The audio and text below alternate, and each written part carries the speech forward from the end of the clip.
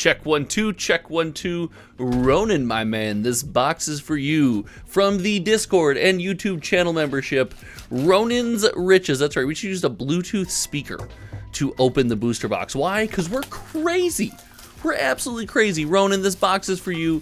Big shout out. Thank you for the support, and I hope you have a wonderful opening. And I just want to talk about, can the hype for Star Wars Unlimited, can the feeling that we're having right now in set 1, can this last? I'm going to leave the packs in the box. I got my trusty sleeves right up here for sleeving up any sweet goodies, and we've yet to pull a showcase on the channel. So let's get right into it, and I want to take some time today and discuss what's weighing heavy on my mind. The ability for Star Wars Unlimited to continue to pull at our heartstrings, and most importantly, pull at our attention as the game continues to grow, as we head into set 2. Can we continue to see the hype? And well, the realistic answer is no, but that's not a bad thing. Don't turn away yet. There are things about set 1s in a game that just grab the attention of consumers, grab the attention of fans, and, you know, trading card game people like you and I out there that may have our radar up, that just isn't replicated as often in future sets. Oh, every time it happens, guys, we've yet to hit a showcase on the channel, and I have a legitimate heart attack every single time it happens. And that doesn't mean that the game is doomed or not doing great or in a bad spot. In fact, wow, Jedi Lightsaber in the hyperspace. It's a good couple dollar hit there. Congratulations. Ooh, whoa, we're upside down. That's been happening quite a bit, the power of the dark side in hyperspace. And just because we're not going to have the same hype doesn't mean that the game is going anywhere, that anything negative is necessarily happening. Take, for example, the hyperspace foil that we just pulled. I believe that Star Wars Unlimited is really doing a great job at keeping us interested. We have another hyperspace foil in this pack, I believe, in ways to, you know, not only to play the game, to play with our favorite characters, to get behind some familiar IP and fall in love with some things all over again, but also, make an opening to collect, as we have a couple variants of these cards that are, you know, increasing levels of rarity and just giving us, you know, as players, collectors, people looking to bling out decks, people looking to crack packs, whatever might have you, new ways to attack Star Wars Unlimited, to enjoy the game, to enjoy the box opening experience, to scavenge for those final packs before we wait for our reprint. And all in all, this is massively positive. But not to get too cocky, we want to keep in mind that even with all this going for it, even with the positive nature of the pack openings, the value of Star Wars Unlimited, the collectability that we've talked about several times on this channel, it is important to remember that set 2s are set 2s. You kind of weed out some of the initial interest, people that might have been maybe interested, I don't want to say for the wrong reasons, because hey, it's 2024, and however you want to attack TCGs is fine with me. However you want to enjoy your trading card games, I'm not here to judge you. I'm here to share in that enjoyment and enjoy them myself. But we will lose some of those people, as we have You're My Only Hope, the rare hyperspace variant. Ooh, cunning. We actually had a lot of cunning in this case so far. This has been a very cunning case. Let's go ahead and get that down. And Academy Training. And because we are going to lose some of those people, it will be, you know, interesting to see how set 2 plays out. Now, set 2, per the company Fantasy, I believe it was Fantasy Flight Games or Asmodee, the company themselves actually made a statement talking about the print process for set 2 and how they want to, I don't want to say print it into oblivion, because those words seem so toxic in our community, but they want the game to be readily available. They said that they printed enough where they thought we would have Star Wars Unlimited readily available for a long time coming, and lo and behold, did we miss a hyperspace variant in that pack? Oh, we might have missed a hyperspace variant. It's still, all the cards here go to the channel member, shipped right to their door, so even if we missed it, they'll get their hands on it.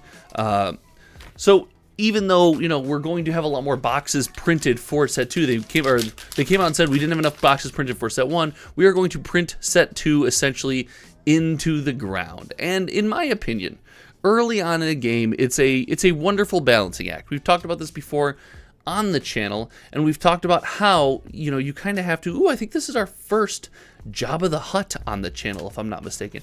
You have to find that balance, and set 1 was pretty gosh darn close, if you ask me.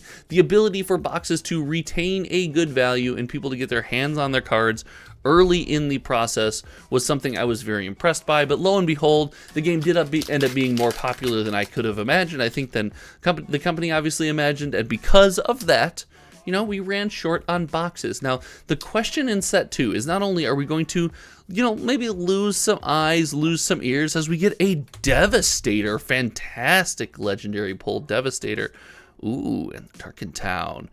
Not only are we going to lose some eyes, but are we going to massively overprint these cards? And again, I am a fan of cards being on the shelf, but there's also a limit. The people who go out and buy boxes of cards don't want to feel like they're being force choked for every penny in value out of them when they open the boxes, and they feel, you know, betrayed by traders as the value of the things they just opened plummeted. They want to feel like they have faith in the game, the cards that they open are holding value, and that, you know, the boxes are coveted. They don't have to be rare, they don't have to be hard to get like we're seeing right now, but people should still want them. And when you overprint something, no matter how popular it is, you will eventually see it kind of settle into that area where boxes don't feel fun anymore. They don't feel special anymore.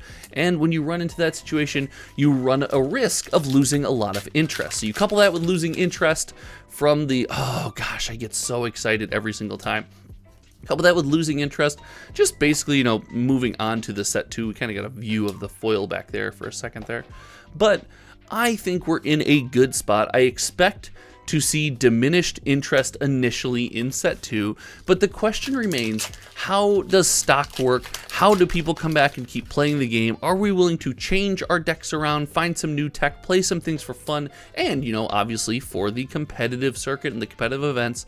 If we're willing to continue to stay involved in everything that Star Wars Unlimited has to offer, I'm extremely excited for the second set. Now, whenever you tie a game to an IP, there is a bit of a risk, and this is worth mentioning, and I say this as a massive believer in Star Wars Unlimited, as someone who really loves the game, loved everything it's doing, loved the community that we've built in the Discord that you can join. Actually, the person this box is being opened for, Ronan, is an absolute champion in our Discord. Any Star Wars Unlimited questions, he's in there smashing against them and getting them answered.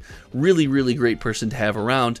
I really do believe that, you know, we're going to see some kind of interest rate. I'm sorry, I was searching my feelings, I lost my train of thought, but to be honest with you, every time I see the art on that card, I get a little bit blown away. What a wild scene in the movies. And, you know, when you tie, you know, this is what we were talking about, when you tie these games to this IP, you run that risk of, you know, people fall out of love with the IP does something crazy, the IP comes to an end, ooh, we got something special back there. And when that happens, your trading card game suffers. Now, luckily, this is something that's not going to happen. Star Wars is a cause I can believe in. I can't imagine Star Wars is going anywhere.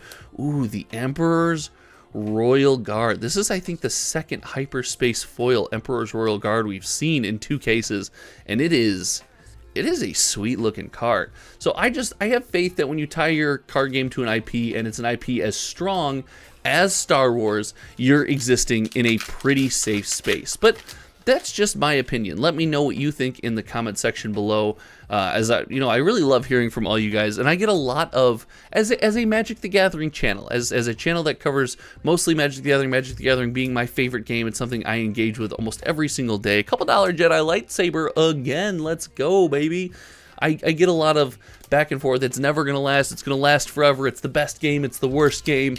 I just think that there's some space in between. I think set 2 is going to do fine. I think we have a wonderful opportunity in set 2 to see some real growth in gameplay as boxes become more readily available.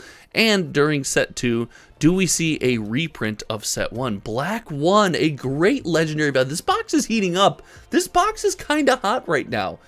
We're going to see how that goes down, and oh my god, the Cantina.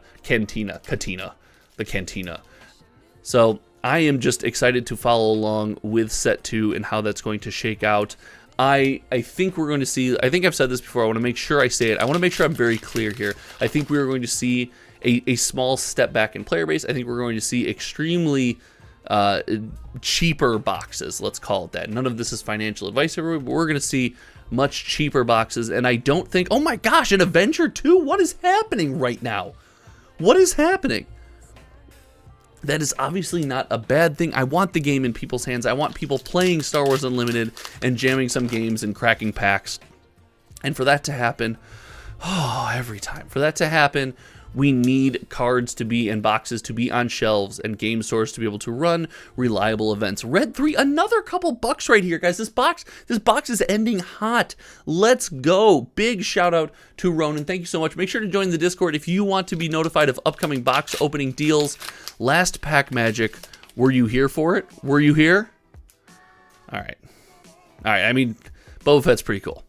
Ladies and gentlemen, thank you so much for hanging out. Until next time, you guys know me. My name is Josh, and we will see you around.